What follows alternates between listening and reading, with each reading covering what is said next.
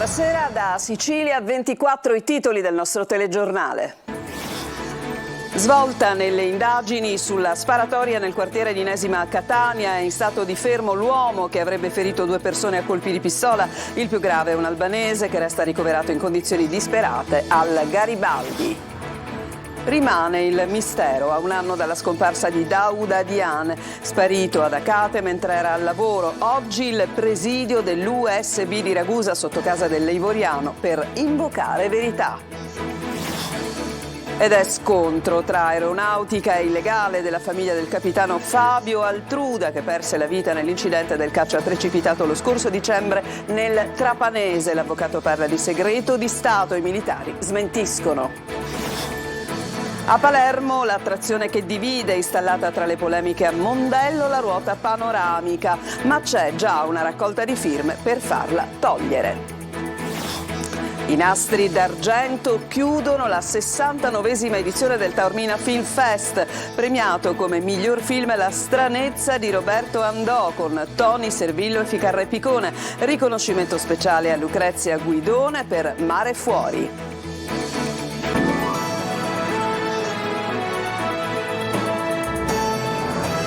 Ancora ben trovati dal nostro telegiornale. C'è una svolta nelle indagini sulla sparatoria avvenuta nel popoloso quartiere di Inesima a Catania. 2 persone, lo ricordiamo, sono rimaste ferite, uno dei quali è ancora in pericolo di vita, il più giovane. Un uomo si sarebbe intanto consegnato alla polizia. Orazio Longo.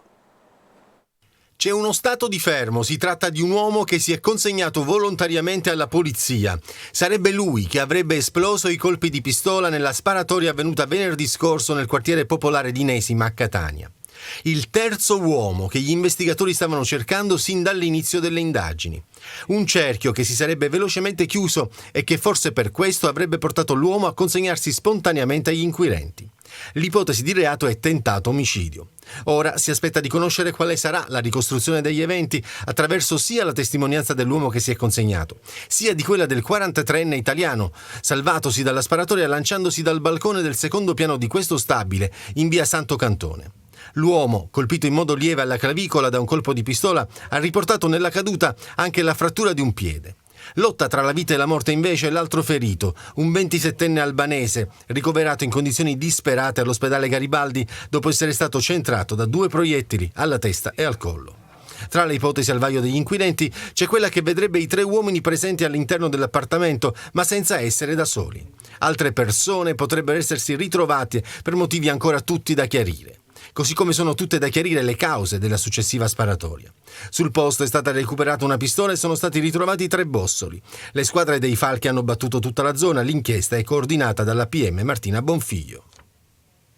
Esattamente un anno fa la scomparsa da Acate di Dauda Dian, il 37enne ivoriano mediatore culturale. Mentre le indagini sono praticamente ferme nel paese del Ragusano, è stato organizzato oggi un sit-in dall'USB per chiedere verità e giustizia. Sentiamo Francesca Magri.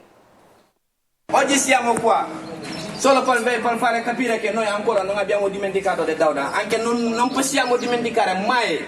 Che fine ha fatto Dauda Dian? È trascorso un anno dalla scomparsa da Acate del 37enne ivoriano mediatore culturale. Un anno di silenzio attorno a un caso che col tempo ha assunto sempre più i contorni del mistero.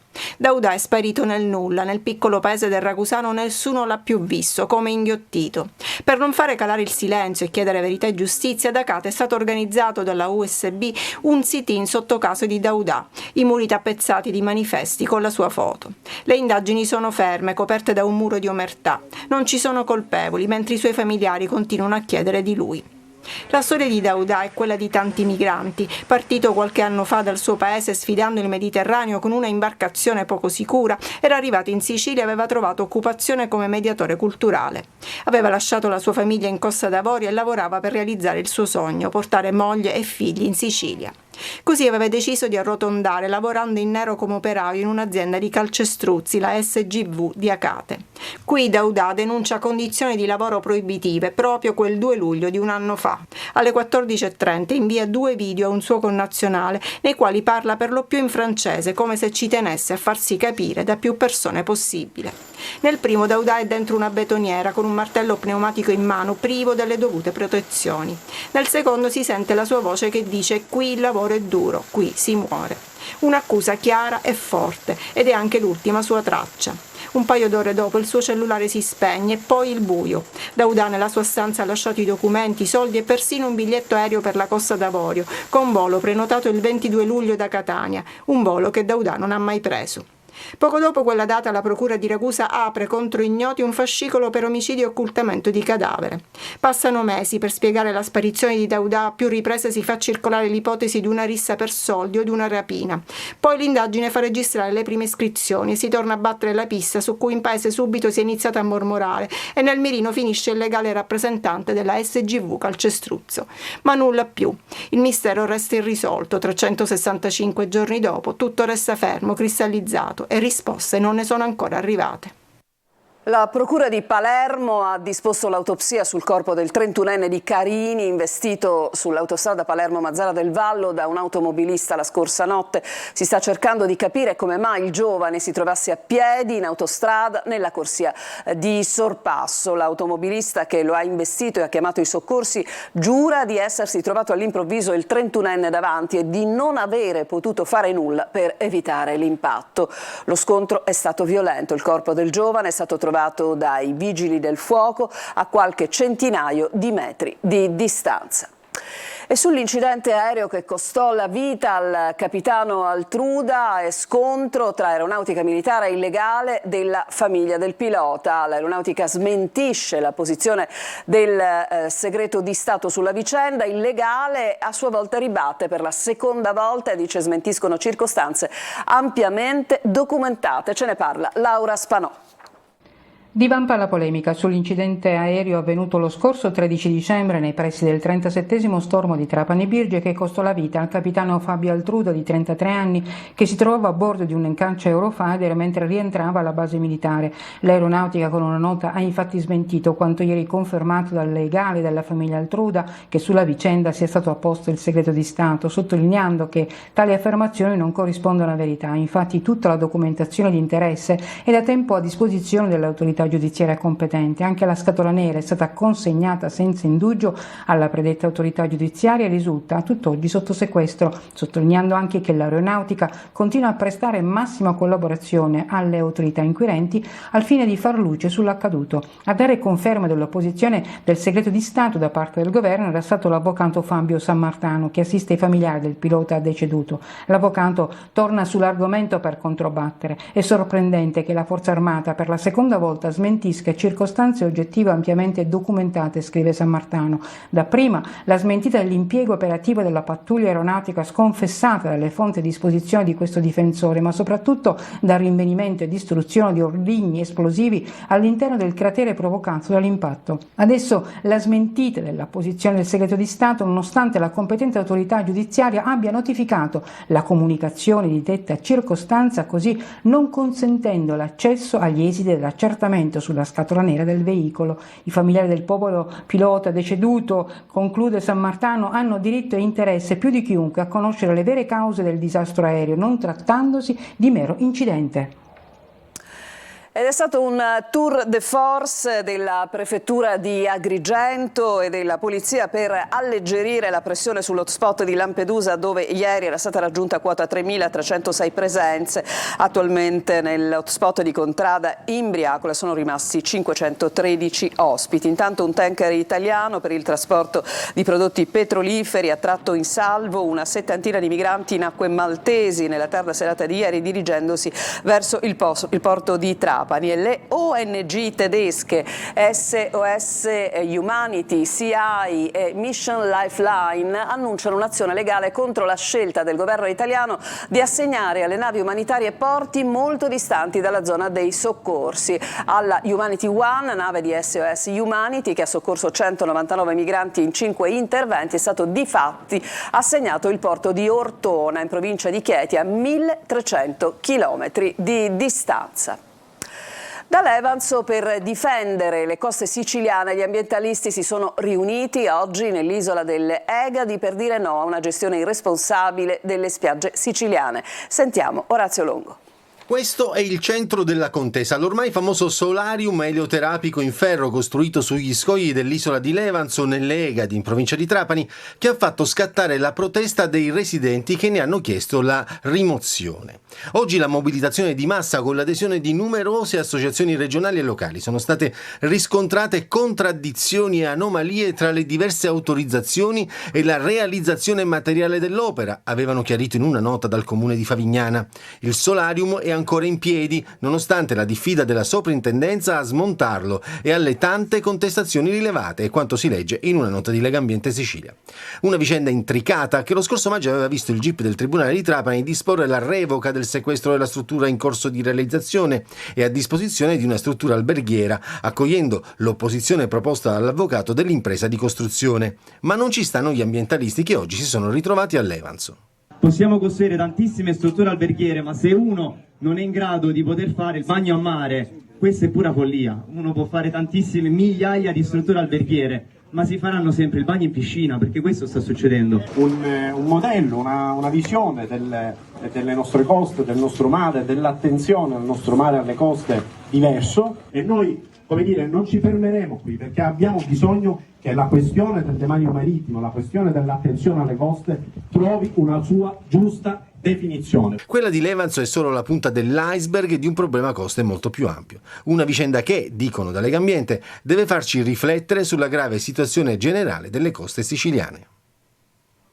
Infelice a Mondello della ruota panoramica. L'attrazione è stata infatti installata a ridosso del lungomare della borgata marinara palermitana, dunque inaugurata tra le polemiche perché c'è già chi ha iniziato una raccolta di firme per cercare di farla rimuovere. Marco Gullà.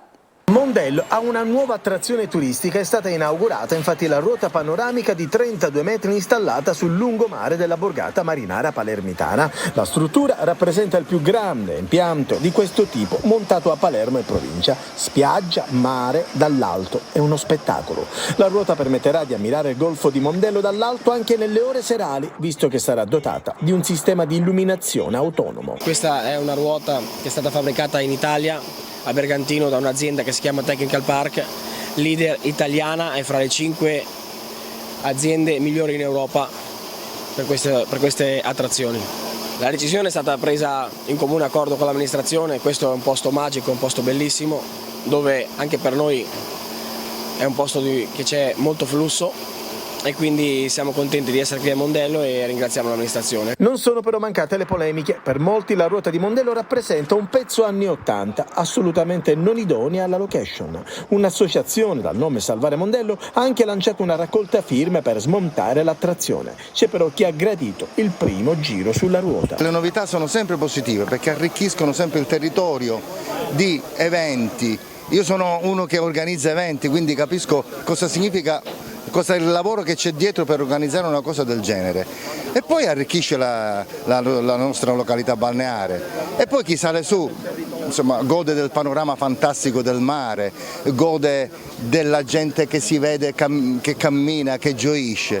Dobbiamo sempre apprezzare qualsiasi evento innovativo nella nostra località balneare, che merita questo ed altro. Mondello deve vivere più allegramente le giornate e penso che la ruota contribuisca a questo. Il comune ha concesso il suolo pubblico fino al 30 settembre alla società, che ha versato oltre 10.000 euro per l'occupazione della strada.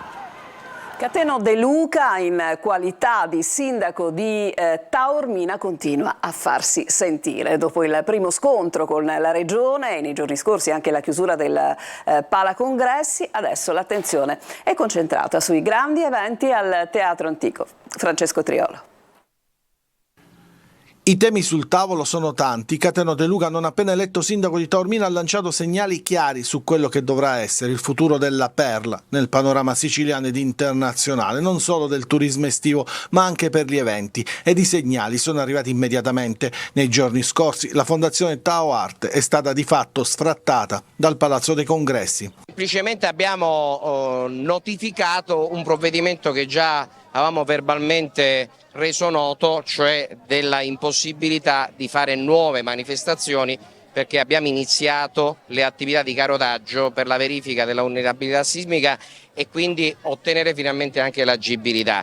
Quindi abbiamo consentito proprio la conclusione di quelle che erano delle attività in corso, ma stamattina già sono entrate le macchine proprio per iniziare i carotaggi, perché abbiamo la necessità di avere al più presto le risultanze e capire i tipi di interventi che bisogna effettuare. Questa è la versione ufficiale, anche se sembra che l'utilizzo del Palazzo dei Congressi da parte di Tau Arte sia andato oltre gli accordi che prevedevano fosse solo una base logistica e non come location per eventi, e per questo De Luca ha deciso di cambiare la serratura. Scongiurata la chiusura della via che porta al Teatro Antico dopo l'emendamento approvato dalla Regione che ha previsto il 15% dello sbigliettamento ai comuni, ancora c'è tanto di cui discutere. I nodi sono tanti al pettine che ovviamente stiamo affrontando, e quindi ci sarà una oggi revisione anche dei rapporti del Comune di Taormina con l'assessorato ai beni culturali per quanto riguarda la gestione del Teatro Antico, visto che la norma De Luca è stata approvata dal Parlamento siciliano, e ci sarà anche una revisione della posizione sulla fondazione, se quella che è il nostro auspicio porta la Regione a miti consigli e quindi a ridiscutere le varie posizioni e anche quello che deve essere veramente il destino di questa fondazione. Risolto un problema, l'attenzione si sposta adesso sui grandi eventi dei privati al Teatro Antico. Continueranno, e l'unica cosa che ovviamente per ora dobbiamo rivedere d'urgenza sono tutte le manifestazioni che erano state programmate al Palacongressi, che fino a quando non si effettueranno gli interventi per la messa in sicurezza non si potranno autorizzare. Andiamo a Gela. Pochi giorni fa il furto delle ruote di sedie utilizzate per accompagnare in spiaggia i diversamente abili, una notizia che ha creato indignazione tra i cittadini. Si è così innescata una gara di solidarietà che nel giro di poche ore ha già portato i suoi frutti. Jerry Italia. Un atto ignobile ai danni dei più fragili, spazzato via però dal cuore e dalla solidarietà dei gelesi. Pochi giorni fa i responsabili dell'Essenziale, l'associazione che da molti anni si occupa di diversi cittadini con disabilità, hanno scoperto che alcuni ignoti si erano introdotti nel magazzino dell'associazione e avevano vandalizzato le sedie job con cui i volontari accompagnano al mare gli associati, asportandone le ruote. Un furto insensato che di fatto ha bloccato le attività dell'Essenziale, che come ogni estate si appressava ad iniziare le attività in spiaggia con i tanti ragazzi con disabilità che grazie proprio alle job possono accedere in spiaggia e fare il bagno.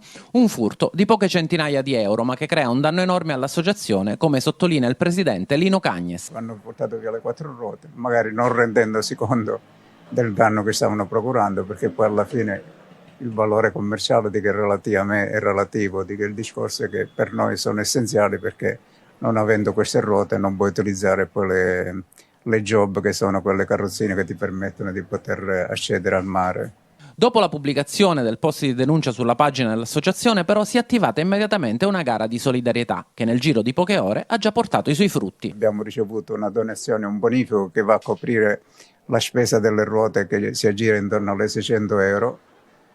Ovviamente chi ha fatto il bonifico vuole l'anonimato e quindi non vuole nessuna forma così di pubblicità. E quindi diciamo che dove, come al solito, come si dice, Dio vede e provvede. Non solo le ruote però, da alcuni benefattori è arrivata anche una job nuova di zecca che già da questa settimana si aggiungerà alle altre.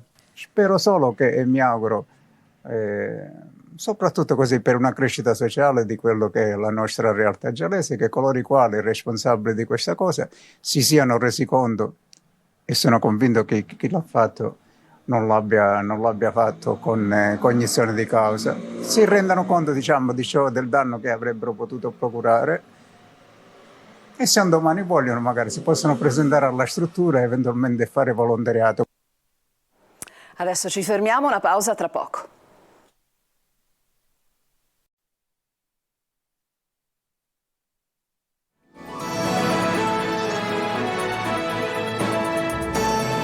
Lo spettacolo nella seconda parte del nostro telegiornale è stata una vera e propria parata di stelle nazionali, stelle italiane. Ieri sera a Taormina per la consegna dei nastri d'argento, la manifestazione conclusiva della 69esima edizione del Taormina Film Fest. Il premio speciale è andato al film La stranezza di Roberto Andò con Ficarra e Picone e con un grandissimo Tony Servillo. Ha seguito tutto per noi Simona Mazzone.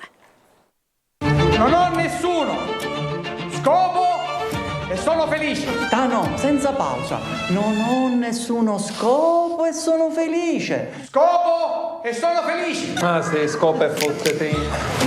E La stranezza di Roberto Andò con Ficarra e Picone ed uno straordinario Tony Servillo nei panni di Luigi Pirandello, il miglior film dell'anno 2023. Nella serata conclusiva della 69esima edizione del Taormina Film Fest, premiato con i nastri d'argento, il più antico premio cinematografico italiano, assegnato dai giornalisti e presieduto da Laura Delli Colli. La stranezza, che è un film che ha unito commedia, cultura, intrattenimento, grande successo al cinema, insomma un grande rapporto col pubblico, però anche un grande rapporto con la Sicilia. Sul palco gli attori principali a ritirare il premio, ma anche le maestranze del dietro le quinte insieme al regista che davanti al riconoscimento lo ha dedicato alla scrittura. Sì, la scrittura, perché è evidente che noi raccontiamo attraverso tutti i loro personaggi, ma l'incontro di Pirandello con un'idea, in un momento in cui ha questa idea travolgente che ancora non si è chiarito del tutto, incontra due persone che sono Salvo e Valentino, che in qualche modo collaborano a modo loro e gli forniscono una chiave. Nel cast la bravissima Giulia Andò, figlia del regista nel ruolo di Santina, la sarta e costumista, sorella del gelosissimo Ficarra. È una donna che è disposta a rischiare tutto pur di ottenere quello che vuole. Tanta responsabilità essere diretti dal proprio padre. Sì, è stato molto divertiti in realtà. Non riesci a scrivere la tua commedia. Tutta la pellicola ruota attorno alla figura di Luigi Pirandello, che cerca ispirazione e la troverà creando il testo dei 6 personaggi in cerca d'autore, magistralmente interpretato da Tony Servillo. Mi è capitato più di una volta di metterlo in scena per la passione che ci arriva dall'insieme della sua opera, non solo teatrale, narrativa. Le novelle di Pirandello sono tra le cose più belle della letteratura italiana. E con il regista Andò c'è particolare feeling, avete girato tanti film. Questo film che facciamo insieme, quindi sì, c'è un'affinità e anche un'amicizia molto forte. A fianco dei nastri d'argento 2 riconoscimenti importanti, quello per la performance dell'anno a Lucrezia Guidone per l'interpretazione in Mare Fuori e il premio Manfredi a Paola Minaccioni, consegnato da Roberta Manfredi, figlia del grande attore romano.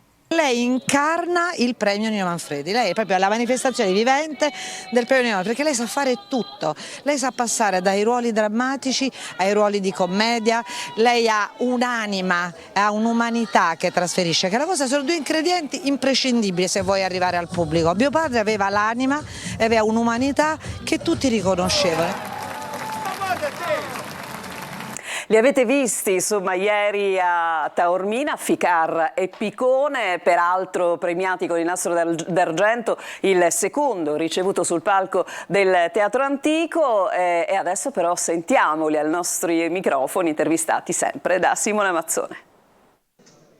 Tornano sul palco del Teatro Greco di Taormina Ficarra e Picone, che qui avevano ritirato il loro primo nastro d'argento nel 2017 con L'ora legale, premiato come migliore commedia dell'anno. Oggi il duo palermitano stringe tra le mani il secondo nastro, un altro riconoscimento che si aggiunge al lungo elenco di premi ricevuti nel corso di una carriera lunga 30 anni, quasi tutti fatturati, ha precisato Valentino al pubblico.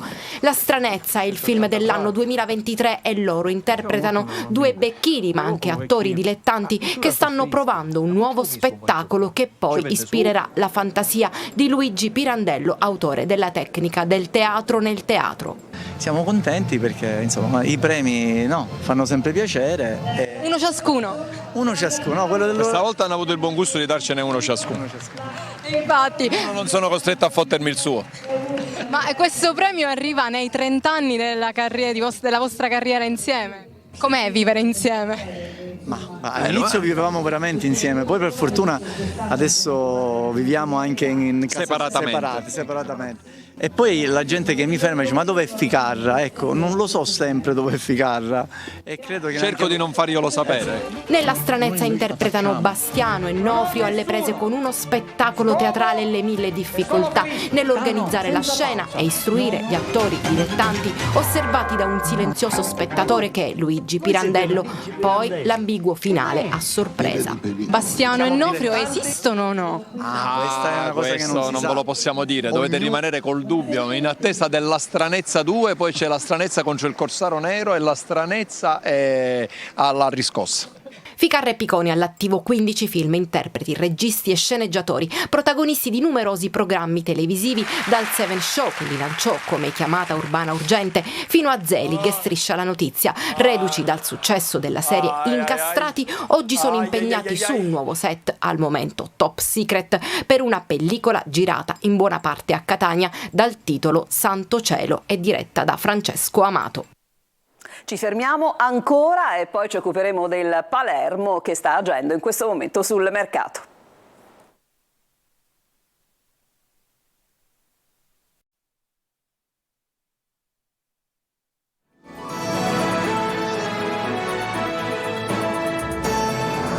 Tornati in studio, un Palermo vivace sul mercato dopo Lucioni. La società Rosanero sta per chiudere altri 4 acquisti. Tra questi c'è anche Roberto Insigne del Frosinone. Marco Gullà. Poker di acquisti per la candidatura alla promozione. Il Palermo fa sul serio e dopo aver preso Lucioni per la difesa è pronto a calare un poker di acquisti. Ceccaroni per la retroguardia, Basic per il centrocampo, Roberto Insigne e Mancuso per l'attacco. Tutte e 4 le trattative sono ormai in fase di definizione. Manca davvero poco per l'ufficialità dei 4 colpi che daranno una nuova identità al Palermo. Per Insigne, calciatore del Frosinone, fratello di Lorenzo, è ormai questione di ore. Insigne ha detto sì ai Rosanero, c'è da trovare l'accordo con il club ciociario che per il cartellino dell'attaccante chiede circa €1 milione. L'affare comunque si farà. In difesa ormai è solo questione di tempo, ma con l'arrivo di Pietro Ceccaroni del Venezia il capitolo centrali è chiuso. Anche Aliosa Valis con tutta probabilità verrà ufficializzato prestissimo, precisamente la prossima settimana, grazie a una cifra di poco superiore ai €2 milioni. Basic interessava a diversi club di B e anche al Sassuolo, ma alla fine l'ha spuntata il Palermo. Infine trattativa ben avviata per Leonardo Mancuso, che potrebbe rivestire il ruolo di vice Brunori. Mancuso, di proprietà del Monza, sarebbe entusiasta di vestire i rosanero. Sul fronte cessioni ci sono vari calciatori che non rientrano nel progetto e che lasceranno il club. Damiani, Broa, Cardi, Crivello, tutti giocatori che probabilmente non partiranno nemmeno per il ritiro. Era il nostro ultimo servizio, il telegiornale finisce qui. A tutti voi grazie per l'attenzione e buon proseguimento di serata.